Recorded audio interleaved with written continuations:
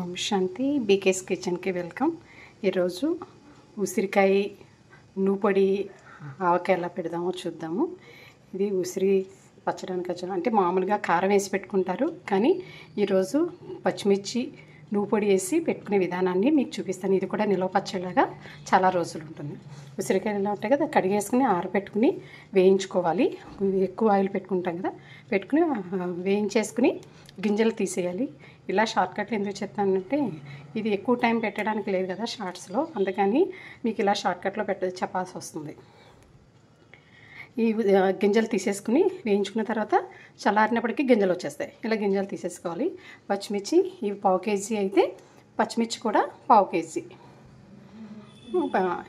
ఉసిరికాయలు అయితే 1/4 కేజీ, పచ్చిమిర్చి అయితే 100 గ్రాములు అయితే సరిపోతుంది. కొంచెం కారం తక్కువ చూసుకోండి. బాగా కారం తక్కువ అనుకుంటే కొంచెం మీ కారాన్ని బట్టి ఇంకొంచెం ఎక్కువ వేసుకున్నా పర్లేదు. ఇవన్నీ వేసుకున్నా పర్వాలేదు. నేనైతే కొలత చెప్తున్నాను మీకు.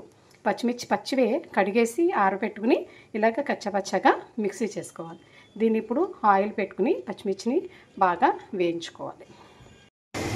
ఇలాగా పచ్చిమిర్చి మిక్సీ చేసుకున్నాం కదా, దాన్ని నూనె పచ్చడిలోకి ఎలాగ ఎక్కువ నూనె కావాలి కదా, ఈ నూనెలోనే మనం ఇందాక కాయలు వేయించి తీసుకున్న దాంట్లోనే పచ్చిమిర్చి కూడా వేసుకుని వేయించుకోవాలి. తక్కువ మీ పెట్టే వేయించుకోవాలి. పచ్చివాసన పోయేంత వరకు బాగా వేయించుకోవాలి.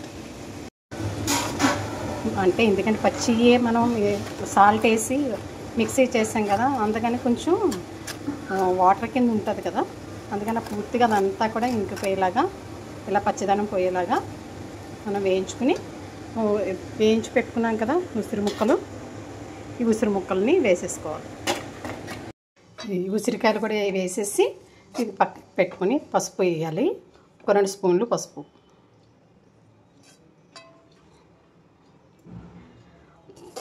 వేసి పక్కన తర్వాత పోపు చేసుకోవాలి దీనికి. ఇప్పుడు ఇది చల్లారిపోయింది కదా, పచ్చిమిర్చి ఉసిరికాయ ఇది వేయించుకున్నది. దీంట్లో నువ్వుల పొడి 100 గ్రాములు నువ్వుల పొడి వేయించి మిక్సీ చేసుకుంది కదా, అది ఇందులో పోసుకోవాలి.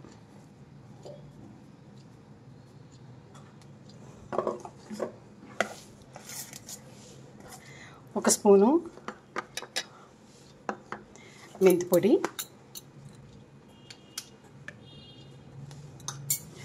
ఒక స్పూను ఆవాలు జీలకర్ర పొడి, పోపు పెట్టుకున్నాం. ఇదన్నీ కలిపేసుకుని దీంట్లోకి 1 స్పూన్ జీలకర్ర, 1 స్పూను ఆవాలు,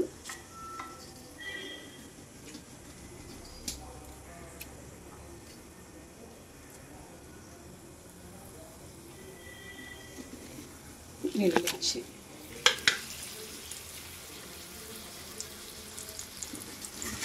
నాలుగు మెంతి గింజలు,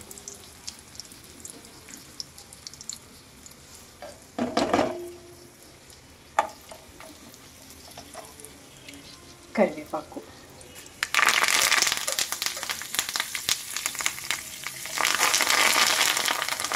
కొంచెం ఇంగు వేసి స్టవ్ బంద్ చేయాలి. ఇప్పుడు అవన్నీ బాగా కలుపుకున్న తర్వాత పోపు పెట్టుకున్నాం కదా, ఆ పోపు వేసేసుకోవాలి. తర్వాత 2 నిమ్మకాయలు, పెద్ద సైజు నిమ్మకాయలు రసాన్ని తీసాం. ఒక్కసారి ఎండలో పెట్టుకుంటే అది మంచిగా ఉంటుంది. ఎండలో పెట్టింది ఇది పోసేస్తున్నాం. ఇవన్నీ పోసేసి మంచిగా కలిపేసుకోవటమే.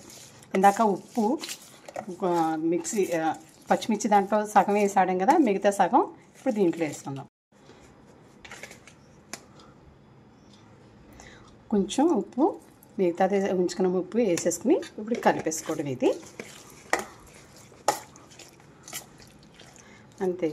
ఒక 10 నిమిషాలు పోయినా, ఒక రోజు ఉంచితే రేపటికి మంచిగా ఇవన్నీ కూడా లాక్కుని బౌల్లో చేసుకుని ఫ్రిడ్జ్లో పెట్టుకుంటే కూడా ఇలా చేసుకుని ఉంటుంది. సాయంత్రం వరకు ఇలా కలుపుకొని ఉంచుకుని పూర్తిగా ఇంకా ఏం చెమ్మ లేకుండా ఉన్న తర్వాత ఒక గాజు బౌల్లోకి తీసుకుంటే ఎన్నాళ్ళైనా నిల్వ ఉంటుంది. మీకు నచ్చినట్లయితే మీరు కూడా ఇలా ట్రై చేయండి. తప్పకుండా చేసుకొని చూడండి. సబ్స్క్రైబ్ చేసుకోండి, లైక్ చేయండి, వేరేవారు కూడా షేర్ చేయండి. మీ కామెంట్స్ మాత్రం పెట్టడం మర్చిపోవద్దు.